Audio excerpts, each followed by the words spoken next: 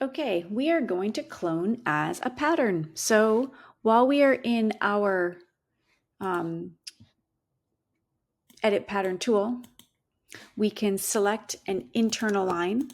So I've set up some internal lines here. And while I've selected all of them, I did that by highlighting. I'm going to undo. I clicked on one to highlight it and then press shift to highlight all the lines I would like to clone as a pattern. While you've had them all selected, right click on those lines and you can say clone as a pattern with sewing. Okay, so if I do that, I can then see that I've got a little bit of an outline. I'm just hovering my mouse right now and I'm going to place it off to the side on my desktop.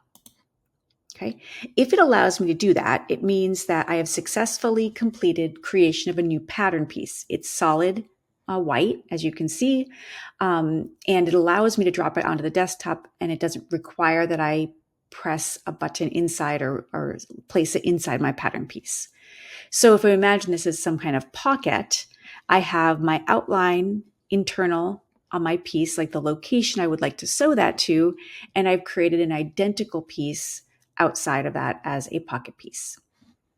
That's one way in which you can create a clone of a piece. Within transform pattern, you can also select an entire piece, like an entire shape, right click, and clone as pattern again, either with sewing or without. So I can do that here.